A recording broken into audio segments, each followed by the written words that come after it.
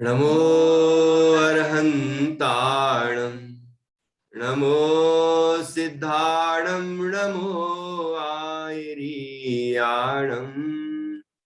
नमो वज्रायाणं नमो लोये सव्यसाहुणम्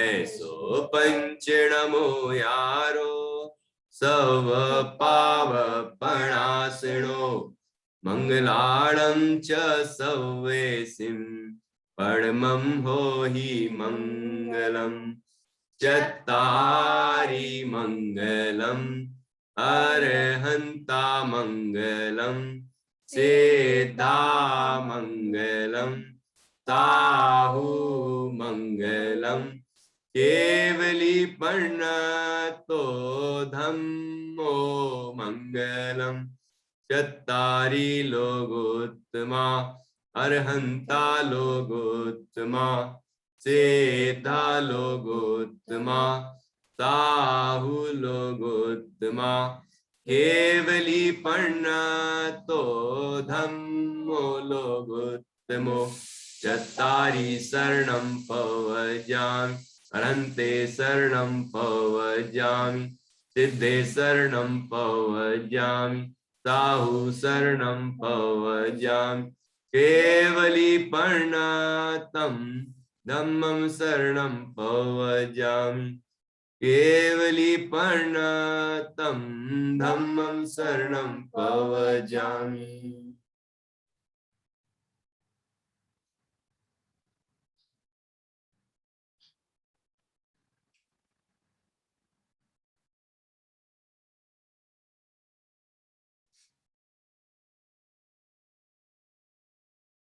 आज हम कुछ कथाएं सुनेंगे।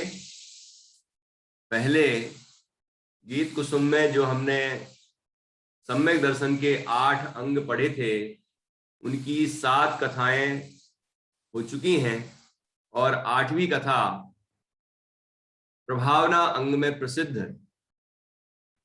वज्र कुमार मुनिराज की है। उनकी कथा अपन अभी सुनते हैं। आप लोगों को भी कहा था कि आप तैयार करके आना। वज्र कुमार मुनिराज की कथा किसी ने तैयार की हो तो वो सुना सकते हैं, नहीं तो यहाँ पर मैं सुनाता हूं और उसके बाद फिर हम कथा 32 में से भी एक कथा सुनेंगे। वज्र कुमार मुनिराज की कथा आती किसी को? क्या नहीं आती? चलो ठीक है।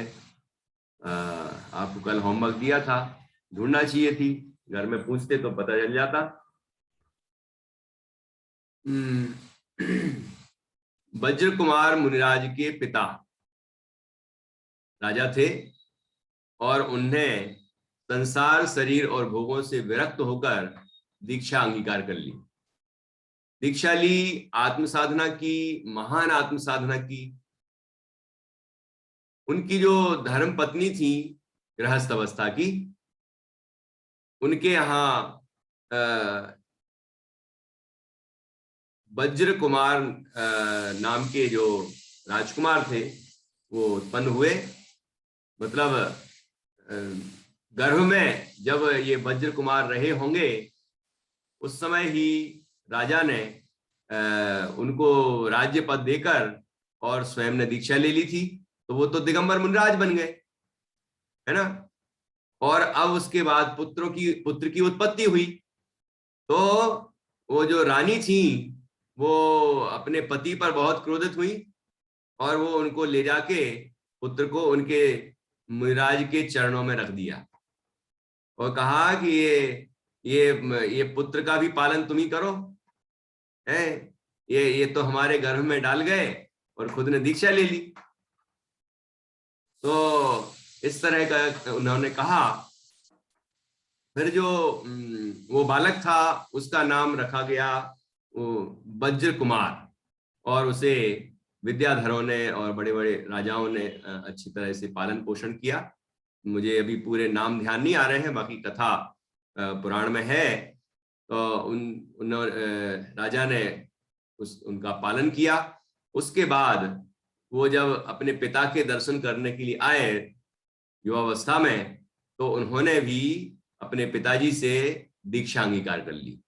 तो वज्र कुमार अब मुनिराज बन गए, और मुनिराज बन के उन्होंने भी बहुत साधना की, उनको कई रिद्धियां प्रकट हो गई। अब वहां पर एक घटना घटी कि एक राज्य में दो धर्म को मानने वाली दो रानियां थी राजा की। तो दोनों रानियों में एक जैन धर्म को मानती थी, एक अन्य धर्म को मानती थी। तो वहां पर कोई शोभा यात्रा निकलनी थी। तो अब अन्य मत वाली जो थी उसने राजा को ज्यादा प्रभावित कर दिया, और अन्य मत का रथ पहले चलाने की बात कही। उसका मतलब उसके मत का रथ पहले चलेगा, ऐसी बात कही। लेकिन जो जिन धर्म को मानने वाली रानी थी, उसका उसका मन था कि उसका रथ आगे चलना चाहिए, वो निर्ग्रंथ रूप है और वही चलना चाहिए। तो इस तरह से दोनों के बीच में इस तरह का विवाद हुआ। राजा इसका निर्णय नहीं कर पा रहे थे, तो उन्होंने तो सोचा कि जो ज्यादा उनको पसंद थी रानी, उसका ही रथ आगे चले। तो रानी जो जैन धर्म को मानती थी, वो वज्र कुमार नाम के जो मुनिराज थे उनके पास पहुंची, उनको प्रणाम किया और अपनी सारी व्यथा उनको सुना दी। फिर वज्र कुमार मुनिराज ने उनके रिद्धि के प्रभाव से अनेक देवता उनकी सेवा करते थे, तो उन्होंने देवताओं को, विद्याधरों को प्रेरणा दी और उन्हें जिन धर्म की प्रभावना करने के लिए उपदेश दिया। तो उन विद्याधरों ने, उन देवताओं ने अनेक तरह के अतिशय किए, आश्चर्य प्रकट किए, जिससे जिन धर्म की विशेष प्रभावना हो। तो ऐसा कार्य जब पूरे राज्य में हुआ, तो चारों ओर जैन धर्म की ही जय जयकार होने लगी, और राजा को भी जैन धर्म की महिमा समझ में आई। साथ ही वो जो अन्य मत की रानी थी, उसको भी जैन धर्म की महिमा समझ में आई। तो सभी ने एकमात्र जैन धर्म को स्वीकार किया, और जैन धर्म की ही शोभा यात्रा वहां निकली, जिनबिंब शोभा यात्रा वहां निकली। इस तरह से जैन धर्म की प्रभावना वज्र कुमार मुनिराज के निमित्त से हुई, इसलिए वज्र कुमार मुनिराज प्रभावना अंग में प्रसिद्ध हुए। ये विस्तार से कथा पुराण में है, वहां से पढ़ना चाहिए। कई संग्रह भी हैं, जैसे अष्ट अंगों के कथाओं के संग्रह हैं, तो उनको जैन धर्म की कहानियां उनको भी पढ़ सकते हैं, और मूल ग्रंथों में भी हैं, तो वहां से भी पढ़ सकते हैं। तो इस कथा को विस्तार से पढ़ना चाहिए। हाँ जी, अब किसी को कोई प्रश्न हो इससे संबंधित या अन्य कोई प्रश्न तो पहले पूछ लीजिए, फिर हम कथावत्ती से कथा पढ़ेंगे। हाँ जी। पंडित जी, मैं थोड़ी कहानी छूट गई। हाँ जी, मेरी थोड़ी कहानी छूट गई। अच्छा, थोड़ी सी कहानी छूट गई। तो आप वज्र कुमार मुनिराज की कहानी, ये क्लास को हम जब YouTube पर डाल देंगे तो वहां से आप सुन लेना। ठीक है। ठीक है। और इसके अतिरिक्त भी आप वज्र कुमार मुनिराज की कहानी ऐसे कुछ हेडिंग से संभवतः YouTube पर डालेंगे, तो हो सकता है कि एनिमेटेड कहानी भी मिल जाए आपको। तो ये कहानी भी मिल सकती है। 8 अंगों में प्रसिद्ध, जो प्रभावना अंग में प्रसिद्ध हुए, ऐसे वज्र कुमार मुनिराज की कथा होना चाहिए YouTube पर भी, तो उसको भी आप सुन सकते हैं।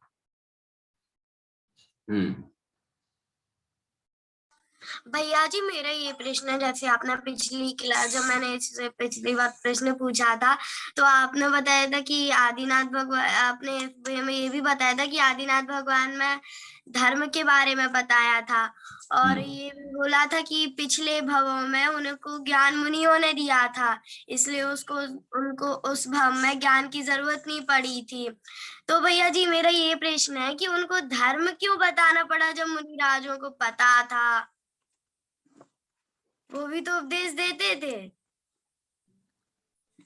जब ऋषभदेव भगवान हुए उस समय तो नहीं पता था। ये तो पूर्वों की कहानियां हैं, उनके पूर्व जन्मों की कथा है। तो वो अन्य अन्य जहां भी विदेह क्षेत्र में या अन्य किसी भी स्थान पर रहे और वहां पर उनको गुरुओं का समागम मिला, तो उससे उनने सीखा, समझा और उसको अपने जीवन में उतारा। लेकिन जो वर्तमान भाव था, इस समय थोड़ी लोग मुनिराज थे और धर्म पहले ही से चल रहा था, ऐसा तो नहीं था। तो यहाँ उन्होंने जब उनको केवल ज्ञान हो गया तो उन्होंने धर्म का उपदेश दिया। ठीक है, और सभी तीर्थंकर धर्म का उपदेश देते हैं। अब कदाचित कहीं कहीं धर्म की विच्युति नहीं होती, मतलब जैसे आदिनाथ स्वामी ऋषभ देव का शासन चल रहा है और कई जीव उस शासन को मान रहे हैं, भले ही आखिरी आखिरी तक जाते जाते थोड़े से जीव रह जाते हैं और उसके बाद फिर अजितनाथ हुए तीर्थंकर। तो ऐसा नहीं है कि उस समय धर्म शून्य ही हो गया था, है ना। लेकिन धर्म की प्रभाव, जैसा विशेष प्रभाव भगवान तीर्थंकर के समय में था ऋषभ देव के, वैसा तो नहीं रहा ना। इसलिए यहाँ पर जो तीर्थंकर होते हैं वो पुनः धर्म को का प्रभाव बढ़ाते हैं, प्रभावना करते हैं और अनेक अनेक अनेक अनेक जीव धर्म को जानते हैं, समझते हैं और धर्म को धारण करते हैं और अपना कल्याण करते हैं। तो इस तरह का भी होता है। कभी कभी धर्म की विच्युति भी होती है बीच में, किन्हीं किन्हीं तीर्थंकरों के अंतराल काल में हुई है, और कभी नहीं भी होती है तो उस समय तक थोड़ा कम धर्म का प्रभाव रहता है। तो तीर्थंकर के होने से वो धर्म का प्रभाव और विशेष बढ़ जाता है। तो ये ऐसा योग है।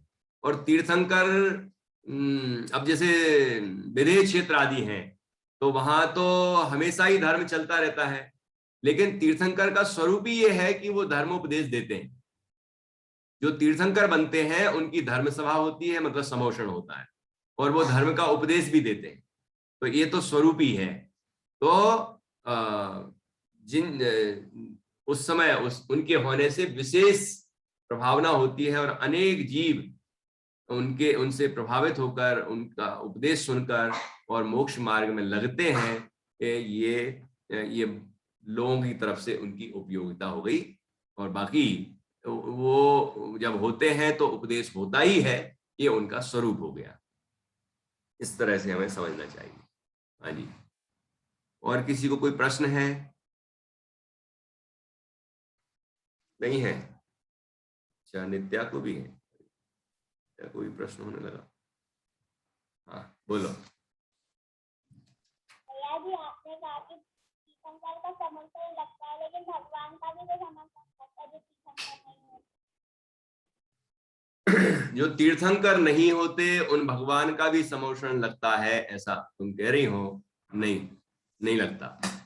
तीर्थंकर का ही समोषण होता है। जो अन्य भगवान होते हैं अरहंत, उनका समोषण नहीं होता। लेकिन उन अरहंतों में जिनका उपदेश होना होता है, उनके गंधकुटी की रचना होती है। मतलब समोषण तो जो देखा होगा ना आपने, चित्र भी दिखाया था ना, बना भी है। तो पूरा व्यवस्थित जो गोल गोल ऐसा बना रहता है और फिर आखिरी में 12 सभाएं होती हैं, ठीक है ना।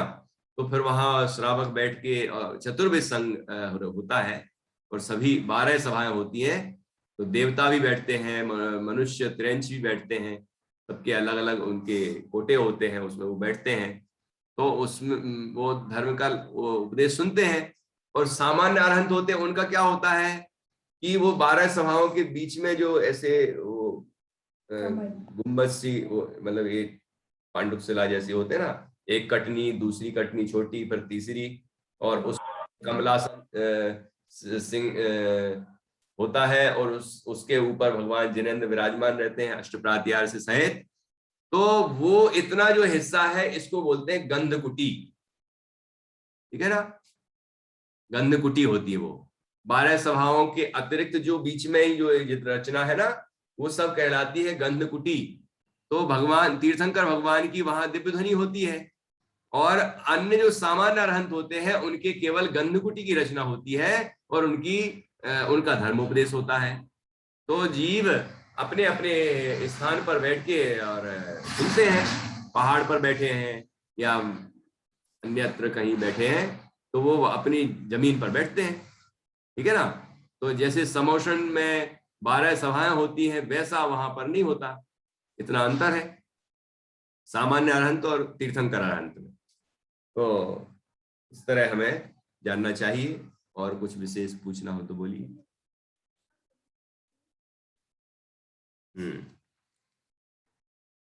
अब देखो, एक कहानी मैं आपको सुना रहा हूं। कभी आपने ऐसी कहानी सुनी क्या जिसमें किन्हीं माता जी आरिका जी पर उपसर्ग हुआ हो? आरिका अवस्था धारण किए हो और उन पर उपसर्ग हुआ हो और उनने उस उपसर्ग को जीता हो। ऐसी कोई कहानी सुनी क्या? और ऐसा उपसर्ग हुआ कोई शेर ने उपसर्ग किया हो, ऐसी कोई कहानी सुनी क्या? तो वो कहानी आज अपन सुनते हैं। और वो कथा है यशोदा पुत्री। यशोदा पुत्री। और अपनी गीत कुसुम में वो कथा है 29 नंबर में। उपसर्ग जयी यशोदा पुत्री, पेज नंबर 66 पर है। 66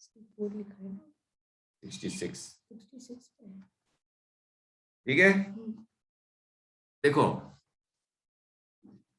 आपको अब वहां आप बाद में पढ़ना है ना, देख लो, लेकिन पढ़ना बाद में, और उसको मैं अपनी भाषा में आपको सुनाता हूं।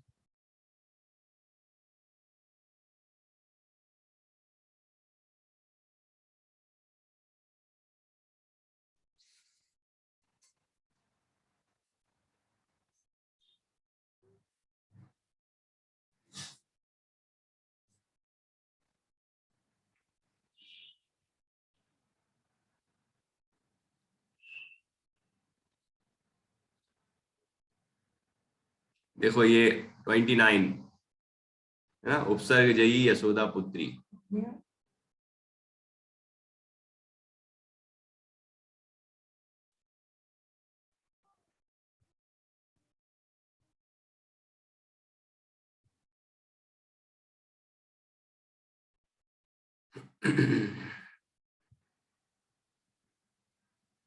इसको आप अच्छे से पढ़ सकते हैं।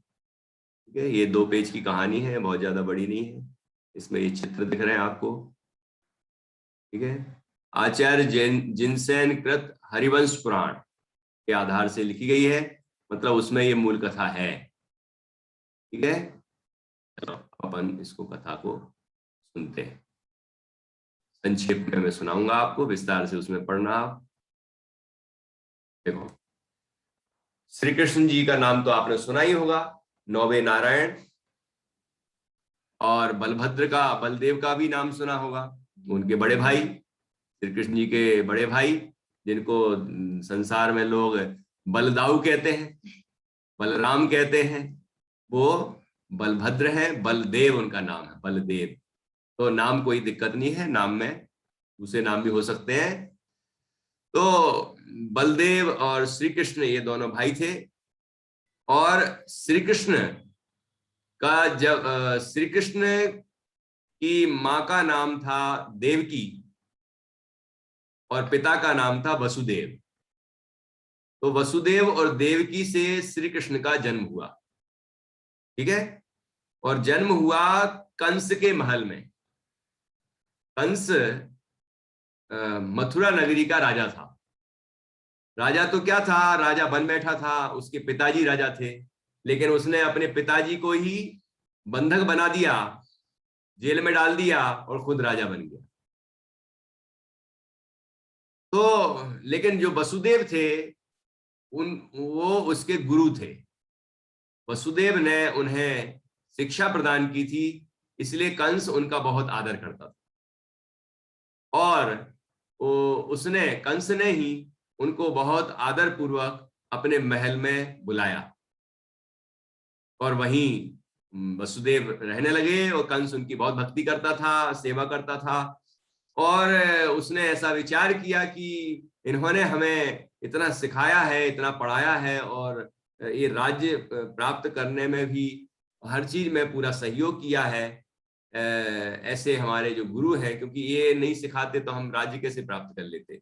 तो उसे गुरु की बहुत भक्ति थी, तो उसने अपनी बहन का विवाह अपने गुरु से कर दिया, मतलब वसुदेव से कर दिया। ठीक है, देवकी कंस की बहन थी और कंस ने अपनी बहन का विवाह वसुदेव के साथ कर दिया। फिर कहा कि आप यहीं रहें, अभी आप हमारे यहाँ ही रहें। ऐसा महल में वो रहते थे, कोई जेल खाने में नहीं रहते थे, है ना, महल में ही रहते थे। फिर क्या हुआ कि एक ज्योतिषी के माध्यम से या मुनिराज के माध्यम से, अपन इसमें देख लेते हैं, उसे ज्ञात हुआ, ये कथा तो बाद में आएगी वो, लेकिन मैं आपको अभी बता रहा हूं तो जरूरत है इसलिए बता रहा हूं। उसने किससे सुना था?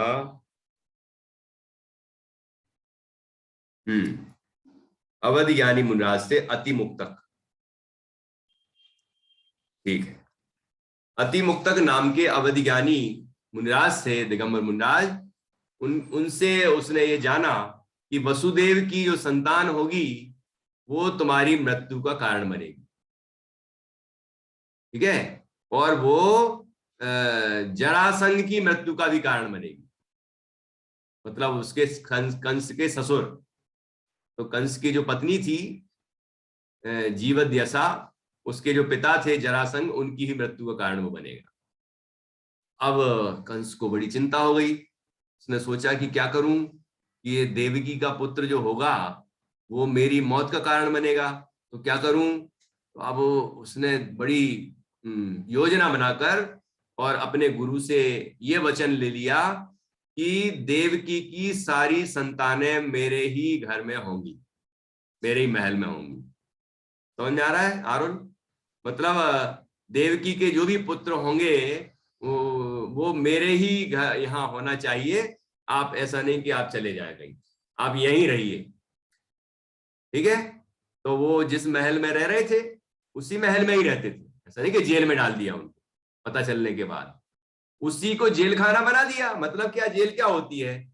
जेल ये भी तो होती है कि व्यक्ति को उसके घर से बाहर ना निकलने दिया जाए, ये भी तो एक जेल है ना, पहरेदारी लगा दी जाए। तो वहां भी ऐसे ही हुआ कि जिस महल में वो रहते थे अब उसी महल में ही रहते थे। वहां से अब उन पर पूरी नजर रखी जाती थी, वो कहीं चुपचाप भाग नहीं सकते थे। और भागते भी क्यों? क्योंकि वसुदेव ने तो वचन दे दिया था ना, और क्षत्रिय जो वचन दे देते हैं वो वचन का प्राण जाए पर वचन न जाए, वो वचन बद्ध होते हैं। मतलब फिर आप उनको खुला भी छोड़ दो तो भी नहीं जाएंगे वो वहां से। तो इसीलिए वसुदेव कहीं नहीं गए, वहीं रहे। फिर उन्हें भी ये बात मालूम चली उन्हीं मुनिराज से कि कंस को ये पता चल गया है और ऐसा ऐसा होने वाला है, आपका जो पुत्र होगा वो इसकी मृत्यु का कारण बनेगा। ये सारी बातें मुनिराज ने वसुदेव को भी बता दी। अब वसुदेव सतर्क हो गए, लेकिन उनसे पूछा मुनिराज से कि मेरे बच्चों को या हमें कोई खतरा तो नहीं है कंस से? तो कहते नहीं, कोई खतरा नहीं है। तो फिर कहते खतरा नहीं है तो आराम से रहो, कोई दिक्कत नहीं। तो वहीं वो रह आए। फिर जब देवकी ने प्रसूति धारण की तो क्या हुआ कि 2 पुत्र हुए, और 2 पुत्र हुए युगल, जुड़वा। तो एक वो चरम शरीरी से दोनों पुत्र, तो चरम शरीरी मतलब उसी भाव से मोक्ष जाने वाले थे। तो एक देवता आया और उसने उन दोनों पुत्रों को वहां से उठाया, और एक सेठ के यहाँ 2 पुत्र हुए थे युगल, लेकिन वो मरे हुए पैदा हुए। तो उनको ये जीवित पुत्र दे दिए दोनों पालने के लिए, और वो 2 पुत्र उसके जो मरे हुए थे वो यहाँ आके जल्दी से रख दिए। तो कंस जब तक आया तो उसने देखा ये 2 बच्चे जन्मे हैं, तो दोनों को ऐसे उठाया और दोनों को मार दिया।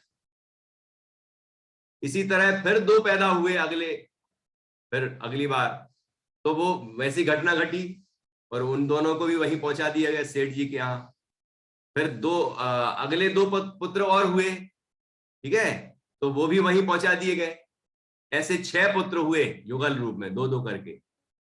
तो उनकी जगह पर जो मृतक बच्चे थे, शव थे, वो वहां पर रख दिए गए और वो कंस ने उनको मार दिया। उसने सोचा कि गुस्से में तो आता था, तो उसको थोड़ी पता कि ये जिंदा है कि मरे हुए हैं। उसको तो ये लगता कि ये पुत्र बच्चे हैं और इनको मार डालो।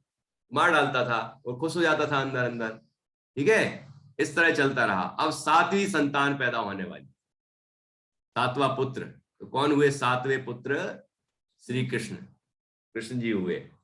अब कृष्ण जी का जब जन्म हुआ तो वो वैसे 9 महीने में ही कोई बच्चा होता है, लेकिन वो 7 महीने पूरे होने के बाद 8वें महीने में ही उनका जन्म हो गया।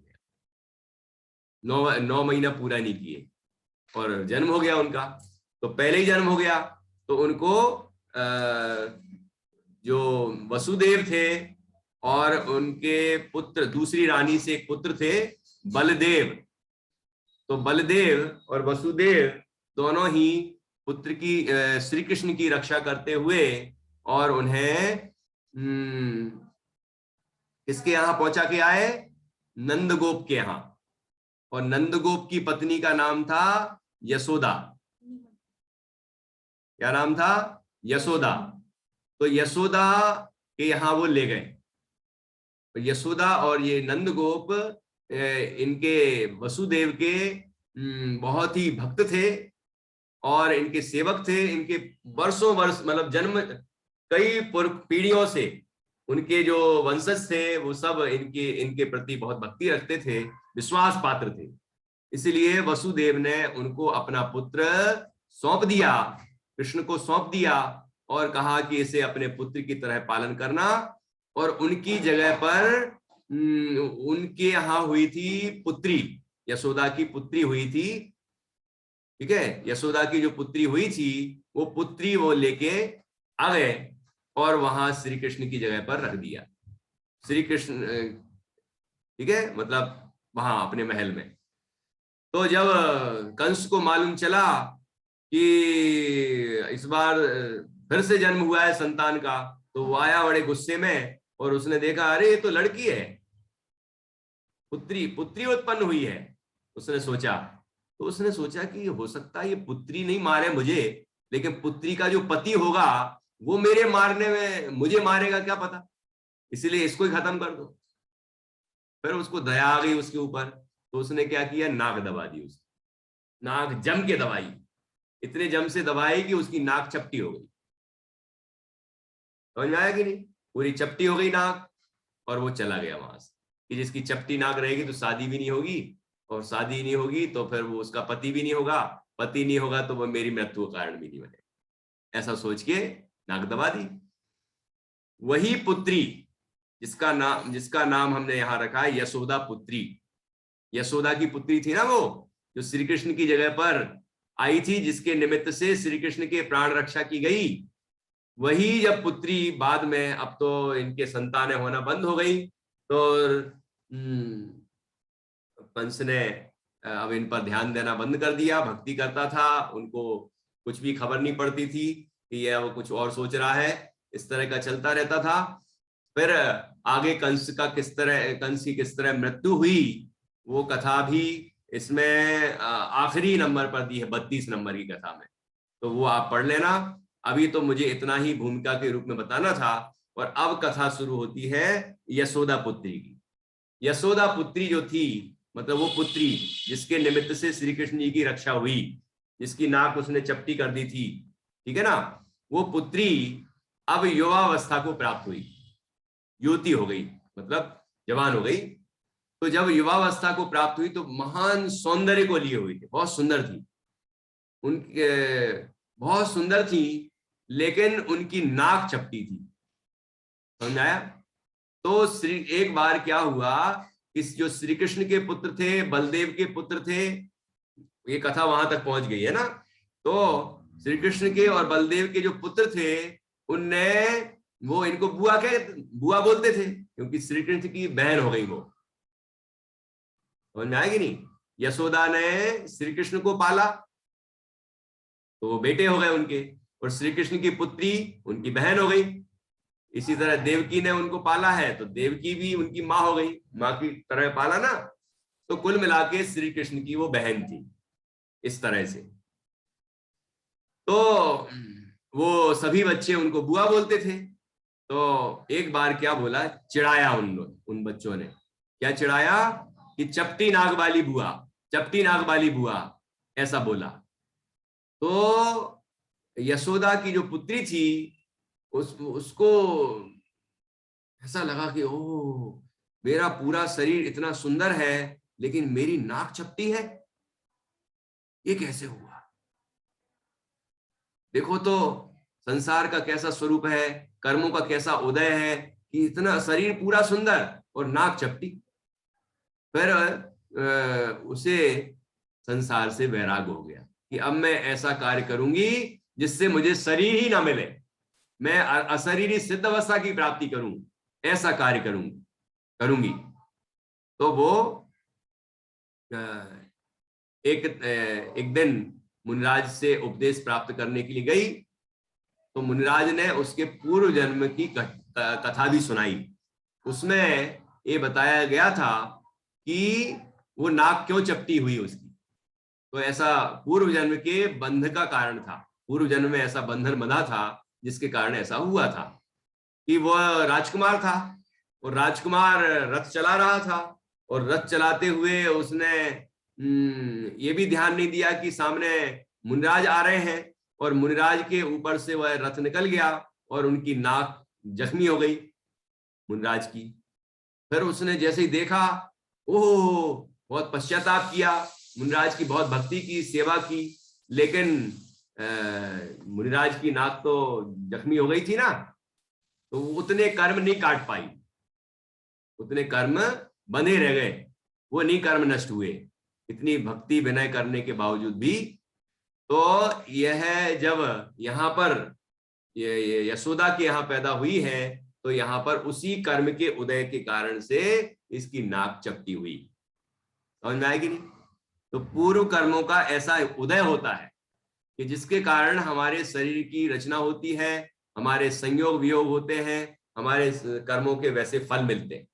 ठीक है, तो हमें नए कर्म अच्छे करने चाहिए जिससे कि हमें आगामी काल में उसका फल, बुरा फल न भोगना पड़े।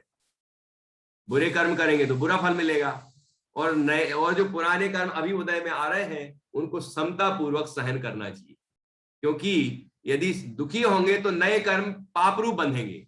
इसलिए पुराने बुरे कर्मों का उदय आए तो समता रखना चाहिए कि मैंने जो किया था वो फल आ रहा है। ठीक है ना, ऐसी समता रखना चाहिए, और आगामी काल के लिए अच्छे भाव रखना चाहिए, धर्म कार्य करना चाहिए, धर्म भावना रखनी चाहिए, जिससे आगामी काल में हमें बुरे परिणाम ना भुगतना पड़े, दुखी ना होना पड़े।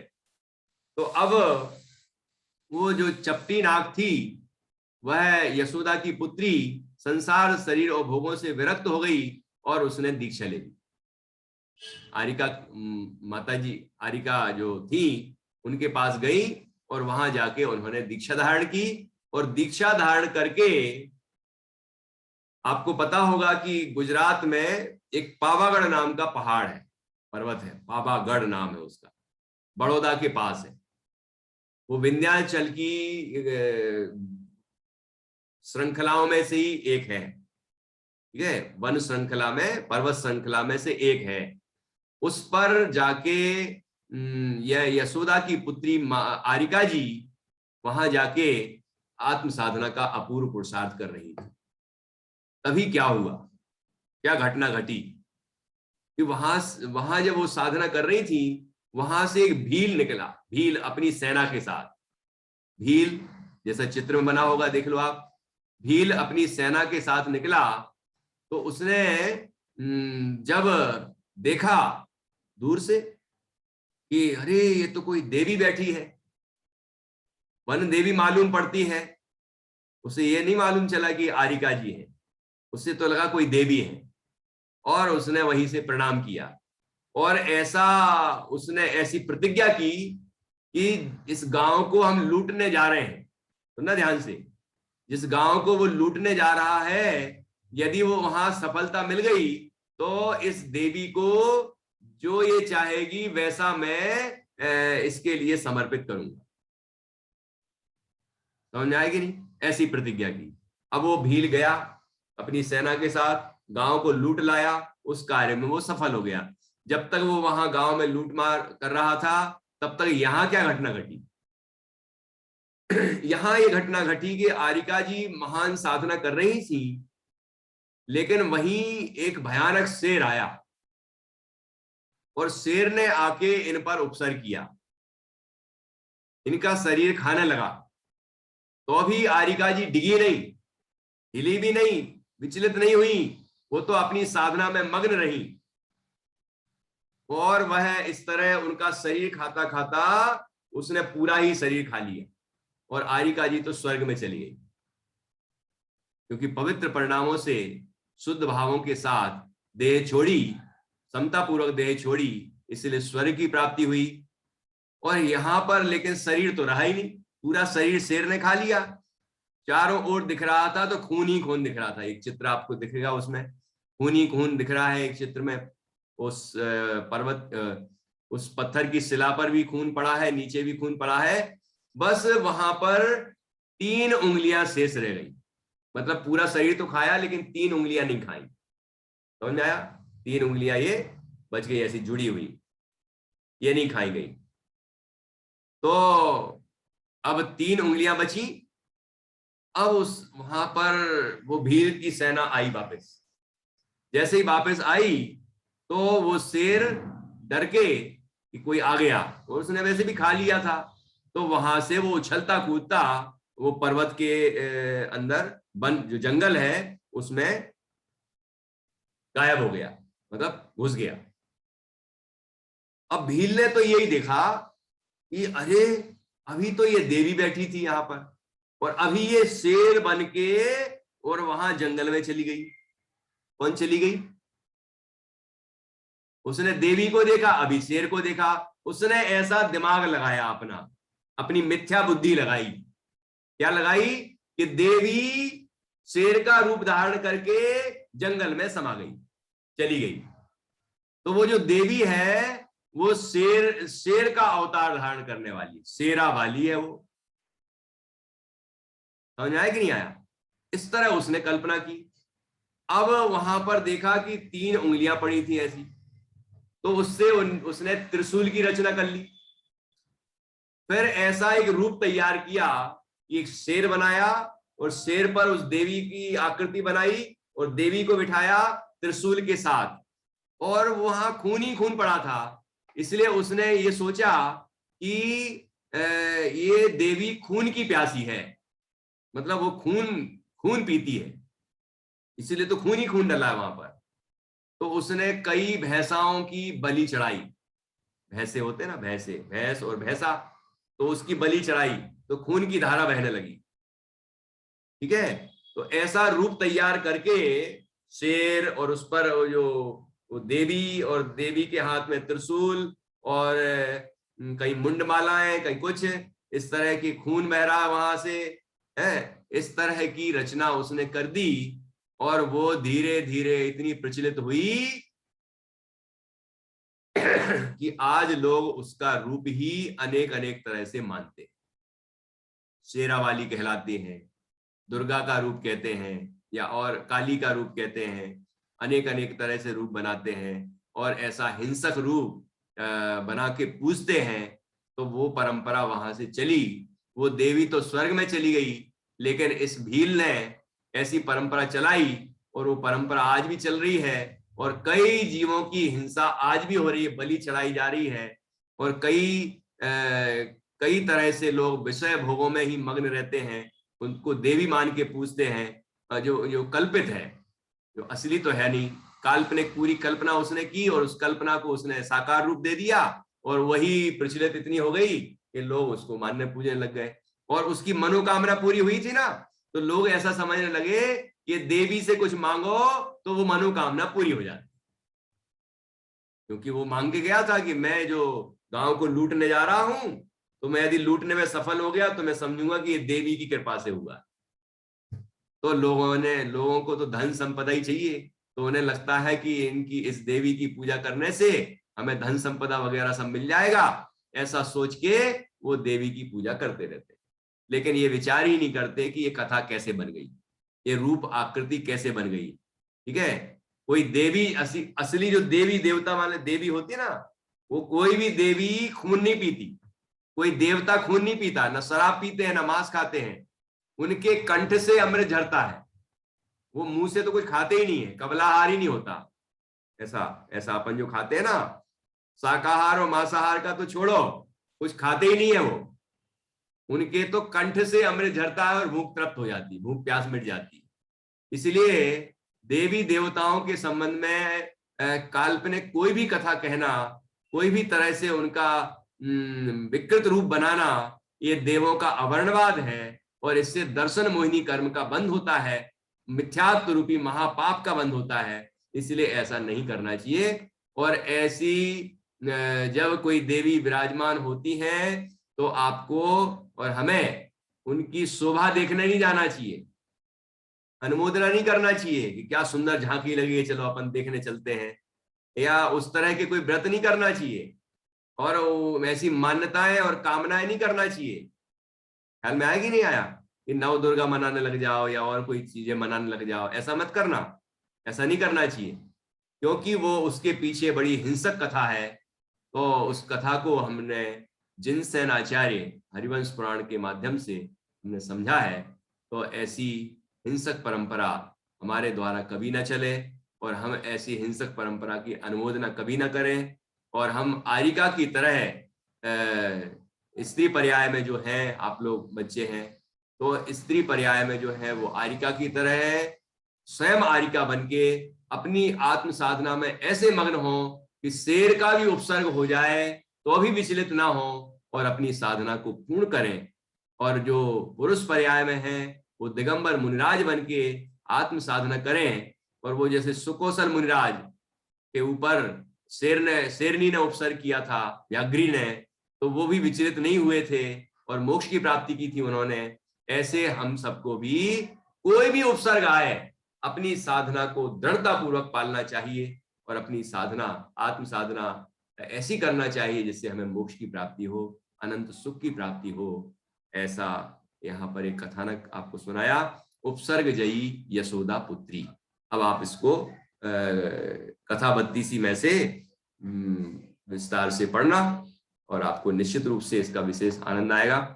और 32 नंबर की कहानी भी पढ़ लेना श्री कृष्ण की, ठीक है ना। तो हमारे आचार्यों ने ये कथाएं किस तरह लिखी हैं वो हमें जानना चाहिए। और मिथ्या जो कल्पनाएं हैं या काल्पनिक कथाएं टीवी पर या मोबाइल में या यूट्यूब पर या अनेक माध्यमों से आप तक पहुंचाई जाती हैं, उन मिथ्या कथाओं को नहीं सही नहीं मानना चाहिए।